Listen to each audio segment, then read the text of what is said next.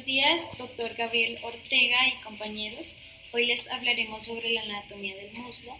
Mi grupo está conformado por María Alejandra Cabrera Muñoz, José Manuel Estrada Viveros, Mónica Viviana Ángel Puc Inampuez y mi persona Ángela Carolina Mejía Riascos. Somos estudiantes de primer semestre de Medicina en la Universidad Cooperativa de Colombia. Primeramente se dice que en la anatomía humana existe una variedad de órganos integrados en sistemas, los cuales le dan la vitalidad al ser humano. Es necesario recalcar la importancia que posee el sistema musculoesquelético, ya que es el encargado de proporcionarle forma, estabilidad y movimiento al cuerpo y está constituido principalmente por huesos, articulaciones y músculos. En el presente video nos centraremos en el miembro inferior, en el cual nos corresponde explicar la anatomía del muslo, también conocido como la región femoral, siendo este el segundo segmento en la extremidad inferior y se encuentra entre la cintura pelviana y la pierna.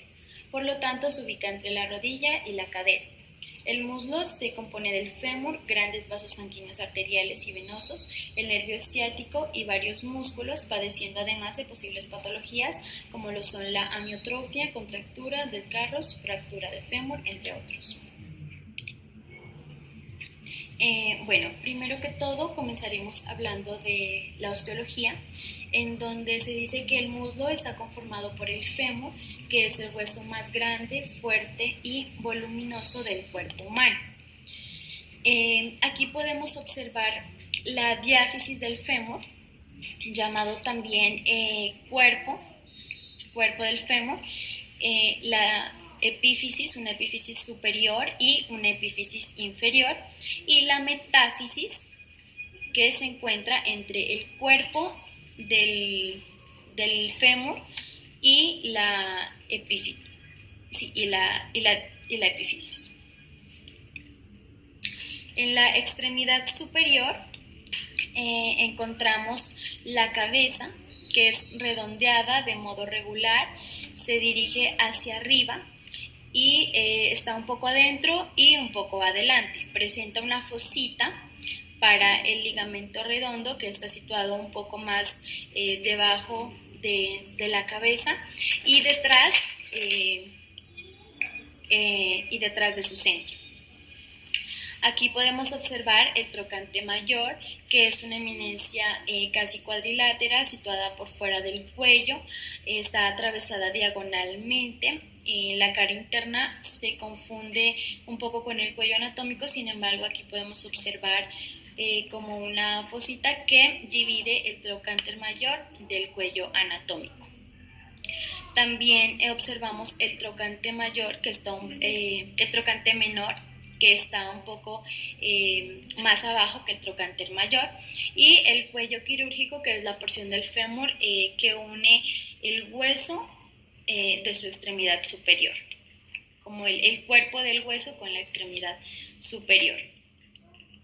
Y aquí podemos observar una vista anterior, una vista posterior, en donde nos damos cuenta que el fémur presenta tres caras. Una cara anterior, que es lisa y convexa, presenta inserción al vaso externo, al crural y al subcrural. Una cara interna cubierta por el crural y la cara externa, que es la inserción del crural, abajo bifurcación y es una cresta áspera. También nos damos cuenta que presenta tres bordes, un borde externo, un borde interno y un borde posterior.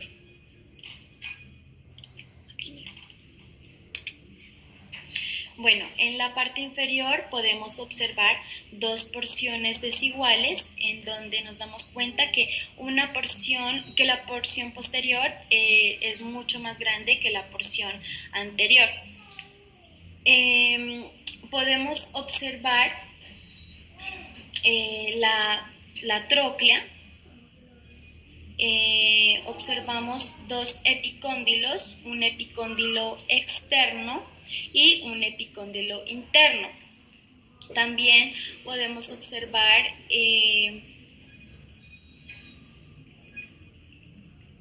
que el extremo inferior del fémur presenta ante todo una superficie articular en forma de polea, también llamada tróclea femoral. Esta está formada por como todas las trócleas, por dos carillas laterales que se inclinan la una hacia la otra, convergiendo en un surco anteroposterior o gargantas de la tróclea. En los dos cóndilos, como ya lo mencionamos, se distingue el interno del externo. El cóndilo interno es menos grueso que el cóndilo externo, pero sobresale pues mucho más hacia adentro que el cóndilo externo sobresale hacia afuera. Además, el cóndilo externo desciende menos que el interno, lo que hace que si se colocan ambos cóndilos sobre un plano, el fémur toma una dirección oblicua hacia la parte de arriba y hacia afuera. Cada cóndilo presenta 6 caras.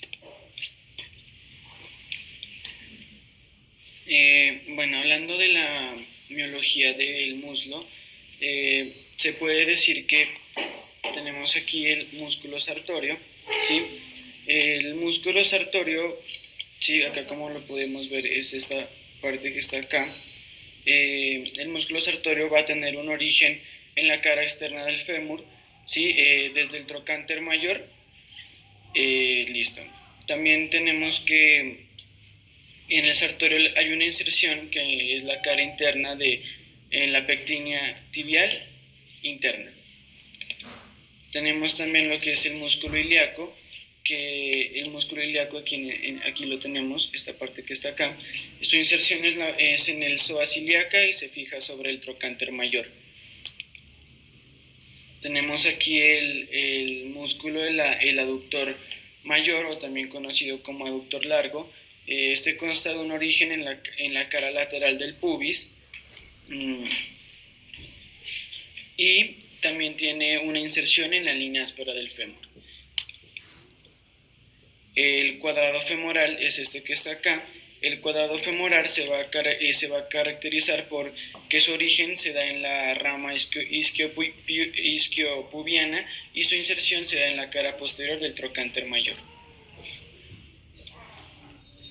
Tenemos el músculo obturador interno, el cual tiene un origen en el reborde interno del agujero obturador y la inserción en la punta del trocánter mayor.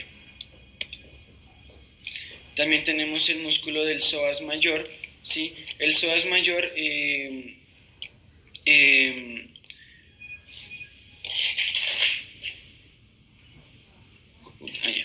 el psoas mayor va a tener un origen en las caras laterales de la vértebra de D12 y L5, y también va a tener una inserción en el trocánter menor junto a la parte ilíaca. Acá lo podemos ver.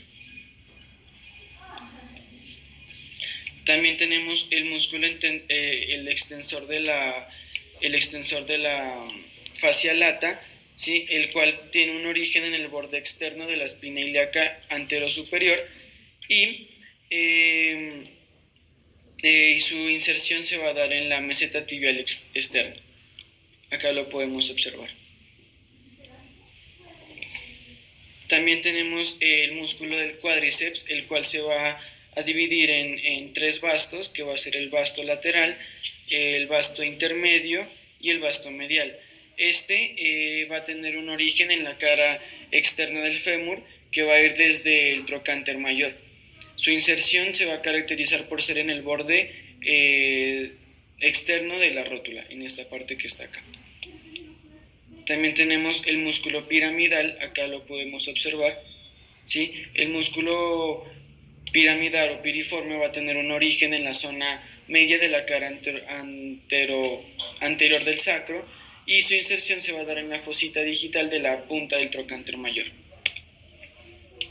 Tenemos el músculo grácil, el cual se caracteriza porque su origen es en la parte más inferior del pubis, acá, y aquí lo podemos ver aquí, y también su inserción va a ser junto al sartorio y al semitendioso. El músculo, el aductor mayor, ¿sí? Su origen va a ser en la cara lateral del pubis y su inserción va a ser en la línea áspera del fémur. Hablando de la inervación, tenemos acá el nervio femoral, el cual es femoral, el cual se origina desde el plexo lumbar situado en la parte abdominal posterior. Este desciende y pasa por debajo del arco crural, ubicándose sobre la cara lateral de la arteria femoral por fuera de la vaina femoral y va a rodear a dos vasos. Hay que destacar que antes de entrar al muslo da lugar a dos ramos, acá en esta parte de acá, que estos dos ramos para el músculo ilíaco y va a ser para el músculo pectíneo. Después de pasar por debajo del arco crural, se divide en 4 ramos terminales. Tenemos acá el músculo ciático, que va a inervar a todos los músculos de la parte posterior del muslo. Tenemos también el nervio obturador, que es este que está aquí. Este nervio obturador es un ramo del plexo lumbar, consta de L2 y L4 en la pared abdominal posterior. Este desciende hacia el músculo del psoas, ¿sí? Y también después sale por el borde medial de dicho músculo para entrar a la pelvis. Listo. Vamos a hablar sobre la articulación coxofemoral. La articulación coxofemoral, o también llamada articulación de la cadera, es una artrosis de tipo esferoidal muy estable, que se da entre la cabeza esférica del húmero y la cabeza cotiloidea o acetábulo del hueso coxal. Estas dos estructuras que la forman están muy adaptadas, la una con la otra, lo que confiere una gran estabilidad a la articulación, por lo que encajan a la perfección. Las principales funciones de esta articulación son la de dar estabilidad al cuerpo, soportar su peso y orientar el miembro inferior en todas las direcciones. Es por ello que juegan un papel fundamental en la locomoción. Tenemos unas superficies articulares como son el rodete contiloideo, la cabeza femoral y el acetábulo. El acetábulo coxal, esta estructura deriva de la fusión de los 3 huesos de la cadera, el ilión, isquión y pubis. No es una esfera completa, pero la cavidad cotiloidea consigue aumentar en profundidad gracias a un reborde del fibrocartílago, por lo que llega a envolver la cabeza del húmero casi por completo y mejora la estabilidad. Este rodete cartilaginoso continúa a través de la escotadura isquiopubiana. Así también tenemos la cabeza femoral, que es la que observamos. La cabeza del fémur se presenta como una esfera convexa, cubierta de cartílago hialino. En su centro articular hay la fosita, la que estoy señalando en este momento, por la cual se va a insertar el ligamento redondo que mantiene unida esta articulación. El ligamento redondo de la cabeza del fémur es intraarticular, miden unos 3 centímetros aproximadamente. También tenemos la cápsula articular. Es la cápsula articular de fibrocartílago que recorre el borde de la cavidad contiloidea. Se replega para cubrir el cuello del fémur hasta unirse con el acetábulo. La unión de las superficies es muy fuerte y además del hueso coxal. Salen 3 ligamentos que refuerzan aún más esta articulación. Estos 3 ligamentos son el redondo, el iliofemoral, el isquiofemoral, el pubofemoral. El ligamento iliofemoral tiene forma de Y invertida, es uno de los ligamentos más fuertes del cuerpo.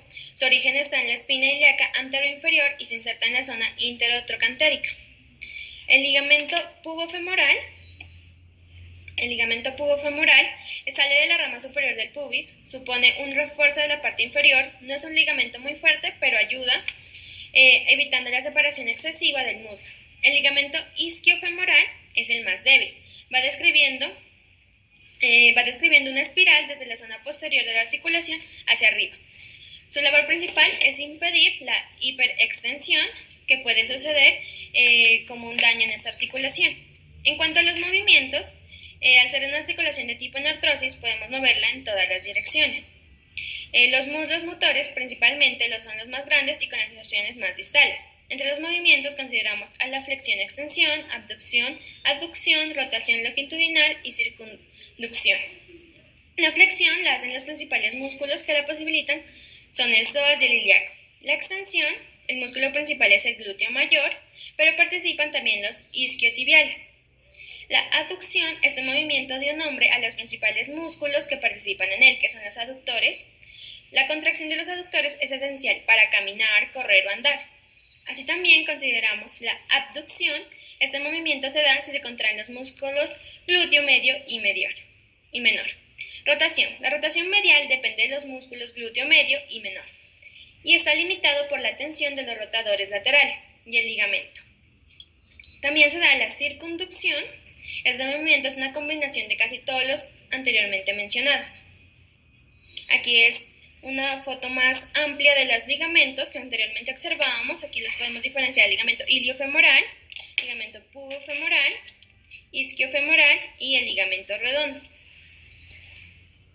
Así también los movimientos que permite esta articulación, como la flexión-extensión, abducción, aducción, están en rotación y la rotación interna. Así también consideramos otra articulación, como es la articulación de la rodilla. A la articulación central de los miembros posteriores o inferiores de los vertebrados. En el caso de la especie humana es la articulación central de los miembros inferiores. La rodilla está formada por uniones de dos importantes huesos, que son el fémur, por el lado de arriba, que es una porción distal, y la tibia, que es en la porción proximal. Dispone asimismo de un pequeño hueso llamado rótula, que la vamos a observar en otra imagen más amplia en un momento después. Está rodeada también por la cápsula articular y varios ligamentos que le dan estabilidad. En sus proximidades se insertan potentes músculos que se hacen posible el movimiento de la extremidad. El ser humano. La articulación de la rodilla es la articulación más grande del cuerpo y una de las más complejas. Sirve de unión entre el muslo y la pierna. Soporta la mayor parte del peso del cuerpo en una posición del pie. Está compuesta por la acción conjunta de los huesos como el fémur, que lo mencioné anteriormente, la tibia y la rótula, y los discos fibrocartilaginosos, que son los meniscos. El fémur y la tibia conforman el cuerpo principal de esta articulación, mientras que la rótula actúa como una polea y sirve de inserción al tendón de los músculos cuádriceps. La rodilla está sustentada por fuertes ligamentos, como son el ligamento externo, el ligamento lateral externo, lateral interno, el cruzado anterior y el cruzado posterior. En esta articulación vamos a considerar la articulación femorotibial y la articulación femoropateral. Aquí observamos los ligamentos cruzados, el ligamento lateral interno, el menisco, el ligamento lateral externo. En esta parte vamos a considerar los movimientos que nos permite esta articulación, como lo son el flexo-extensión, así también como posee una pequeña capacidad de rotación cuando se encuentra en flexión.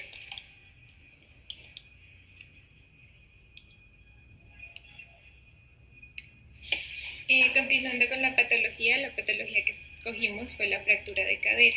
Entonces, una fractura de cadera es una ruptura en el fémur de la articulación de la cadera. Las articulaciones son el área donde se encuentran dos o más huesos.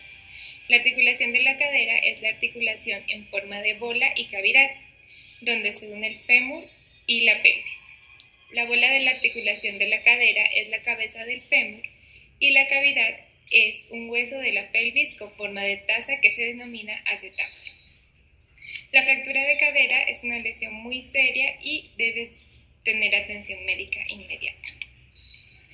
En los factores de riesgo vamos a tener el uso crónico de drogas que debilitan al hueso, tales como glucocorticoides, heparina, fenitoína y otras.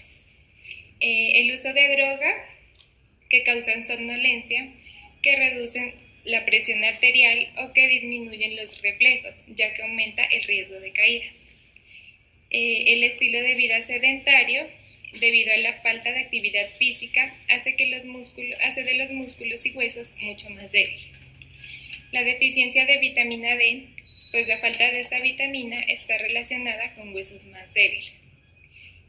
La menopausia, donde se relaciona la pérdida de la masa ósea. Tenemos también el mieloma múltiple. La menopausia, donde se relaciona la pérdida de la masa ósea. Tenemos también el mieloma múltiple, por ser una enfermedad que afecta a los huesos y facilita la aparición de fracturas. El tabaquismo y el alcoholismo, porque está asociado con pérdida de masa ósea.